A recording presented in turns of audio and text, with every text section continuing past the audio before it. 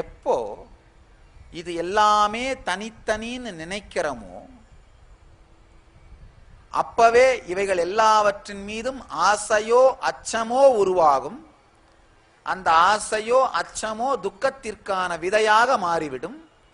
அதிலிருந்து எத்துணை விதமான துக்கங்கள் உண்டோ அத்துணையும் நடக்க துவங்கும்.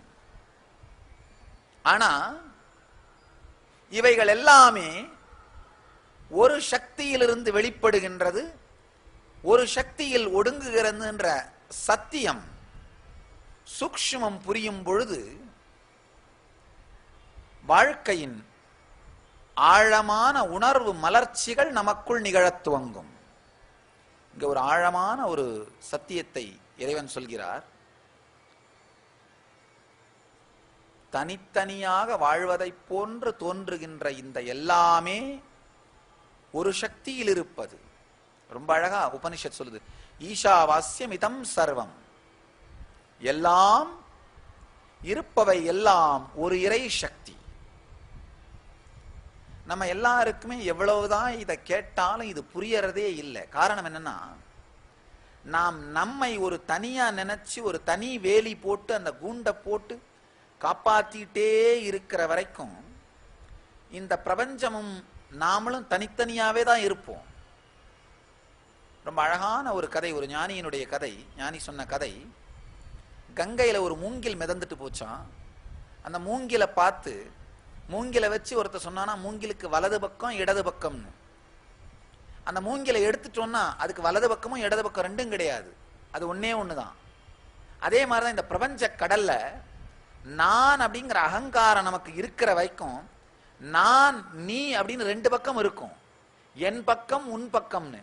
ஆனா அந்த அகங்காரம்ங்கிற மூங்கில எடுத்த பிறகுதான் எல்லாமே ஒன்றாக தெரியும். நான் எனதுங்கிறது இருக்கிற வரைக்கும், அந்த உணர்வு நமக்குள்ளே இருக்கின்ற வரைக்கும் நாம் ஆசை அச்சத்தை சார்ந்தேதான் வாழ வேண்டும்.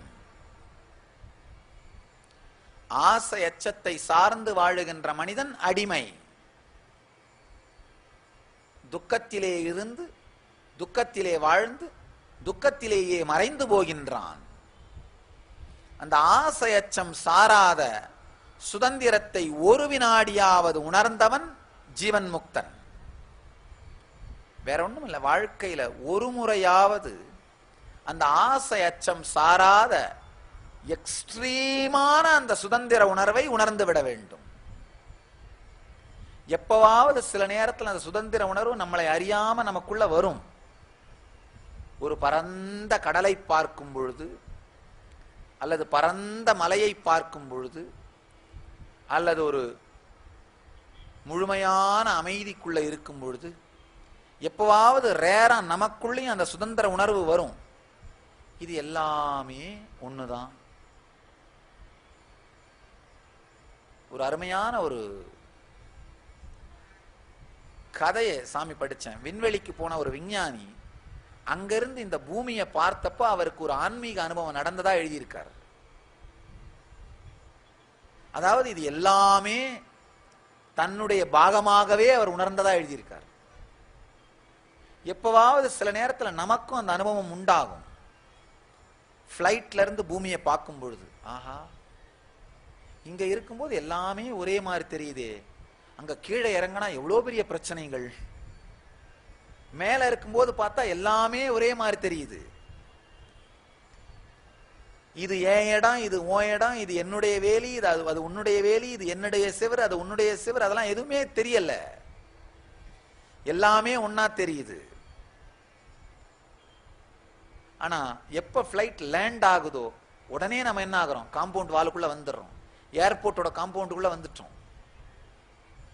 சில நேரத்துல உங்களுடைய உணர்வு உயர்ந்த நிலையில் பறக்கும் பொழுது நமக்கும் கூட தோணும் இது எல்லாமே ஒரு உணர்வு தான் அப்படின்னு. ஆனா அந்த உணர்வு உங்க உடம்புக்குள்ள இறங்கிடும் போது ஏர்போர்ட் காம்பவுண்டுக்குள்ள வந்துடுறீங்க, அதுக்கப்புறம் நார்மலா இயங்க ஆரம்பிச்சிடுறீங்க. இந்த நார்மலா இயங்குவது தவறுன்னு நான் சொல்லல.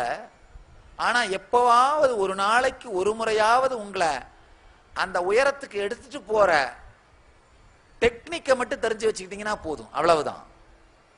ஒரு நாளைக்கு ஒரு முறையாவது உங்களை அந்த எல்லாமே ஒண்ணுதான்ற உணர்வுக்குள்ள எடுத்துட்டு போய் திரும்ப எடுத்துட்டு வர்ற நுட்பம், தியான நுட்பம், அது தெரிஞ்சா போதுமானது. அதற்காக தான் சாமி எப்பவும் சொல்றது உண்டு, ஒரு நாளைக்கு ஒரு முறையாவது இந்த நித்திய தியானத்தை செய்யுங்கள்.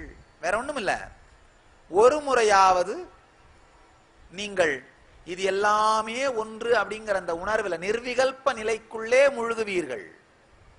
ஒரு நாளைக்கு ஒரு முறையாவது அந்த நிர்விகல்ப நிலைக்குள்ள போயிட்டு வெளியில வர்றது உங்களுடைய உடம்பு, மனம், நரம்புகள் எல்லாவற்றையும் இனிமையாக்கிவிடும்.